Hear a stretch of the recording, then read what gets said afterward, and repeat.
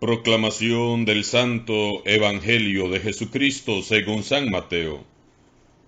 En aquel tiempo se hallaba Jesús con sus discípulos en Galilea, y les dijo: El Hijo del Hombre va a ser entregado en manos de los hombres. Lo van a matar, pero al tercer día va a resucitar. Al oír esto, los discípulos se llenaron de tristeza.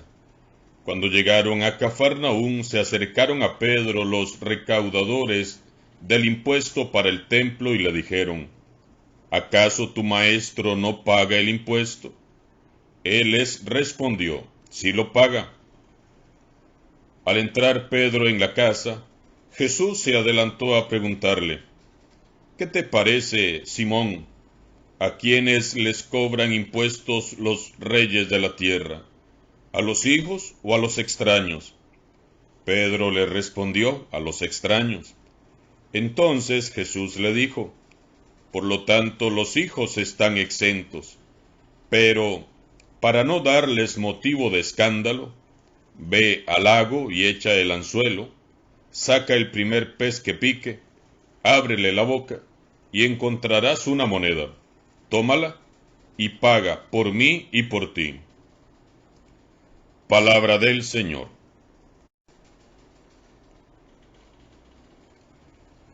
En este lunes de la 19ª semana del tiempo ordinario, San Mateo nos narra dos hechos diferentes.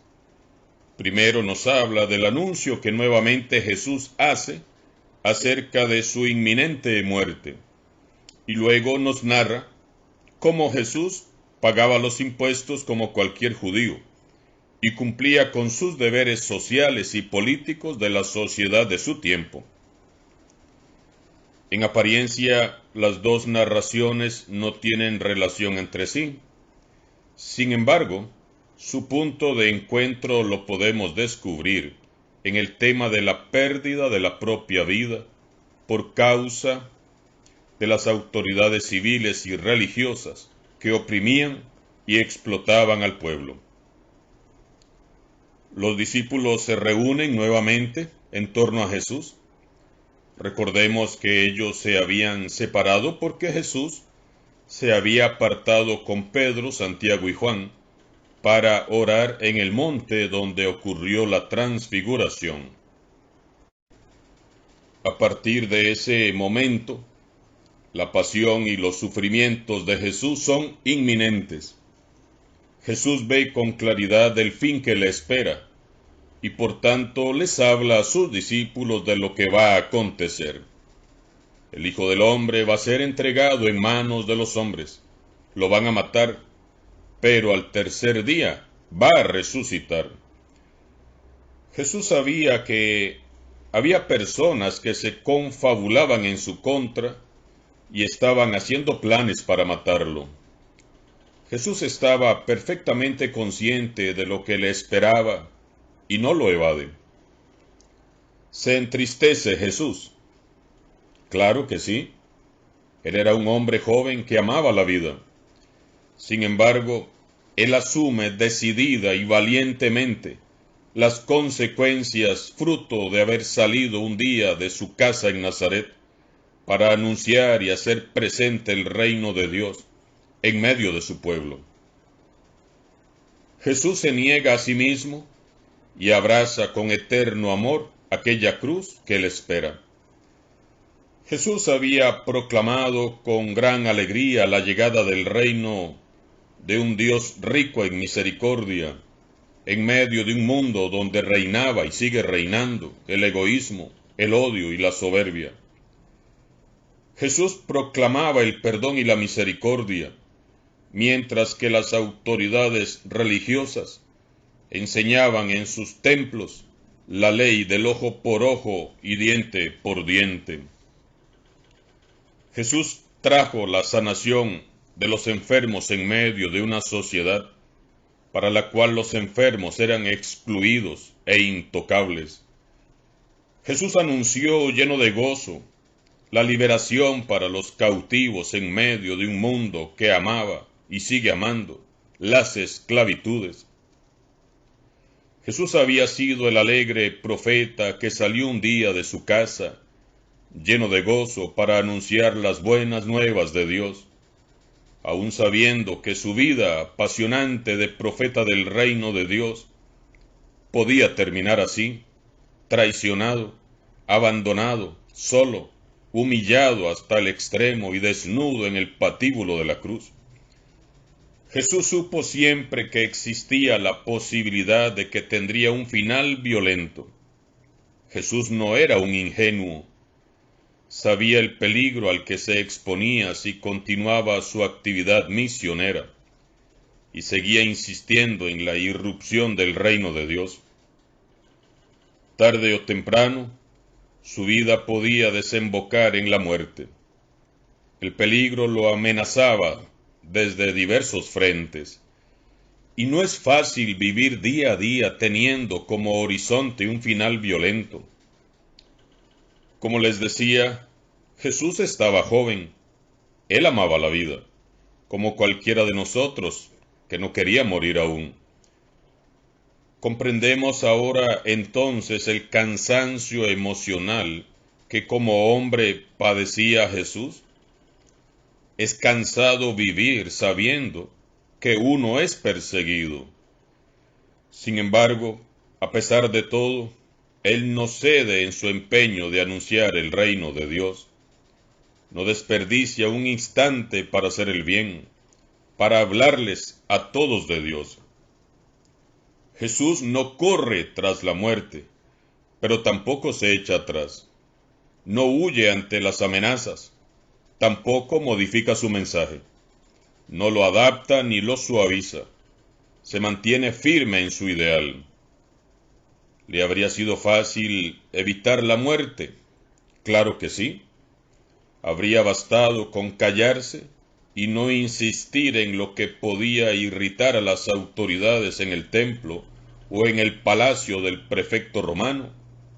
Pero él no lo hizo. Jesús no se calló. Continuó su camino firme y decidido hasta el final. Jesús prefirió morir antes que traicionar la misión que le había encomendado su Padre. Por eso, nada ni nadie lo detuvo. Y dice San Mateo, los discípulos al oír esto se llenaron de tristeza. Nosotros hoy, seguidores de Jesús, ¿qué actitud tenemos ante el sombrío panorama que nos ofrece este mundo? Como los discípulos no comprendían bien el concepto de la resurrección, les impactaba más el hecho de saber que Jesús iba a morir así, de manera tan violenta. A veces nos sucede a nosotros lo mismo. Dejamos que nos desconcierten las negras sombras de la realidad del mundo en que vivimos, el sufrimiento y la muerte, esta cultura del descarte. Qué triste comprobar que para algunos la vida de un bebé o de un anciano no vale nada, como si nunca hubieran sido un bebé y como si no fueran a ser también un día ancianos. Nos desanima y ensombrece esta cultura de la muerte que promueve los antivalores, contrarios a la vida y a la luz. Y entre tanta oscuridad no vemos más allá. Olvidamos que nada en este mundo es definitivo ni es para siempre. Como seguidores de Cristo no podemos entristecernos ni desanimarnos. Todo lo contrario, como Cristo Jesús y con Cristo Jesús, debemos de continuar sembrando las semillas del reino de Dios, ahora más que nunca. Debemos de seguir haciendo fermentar la levadura del Evangelio en todos los ambientes y en todo lugar. Debemos de hacer brillar cada día con más fuerza la luz de Jesús. Sigamos adelante, alegres, poniéndole sabor a este mundo y a esta iglesia. Miremos a Jesús, imitemos su ejemplo de valentía y fidelidad. Él no renunció. ¿Por qué vamos a renunciar nosotros? Cuando a nuestra vida se asomen las sombras de un aparente fracaso, la decepción, la traición de los amigos, cuando se cierren las puertas, cuando recibamos un no por respuesta, no es tiempo de entristecerse y llorar, sino que es tiempo de continuar.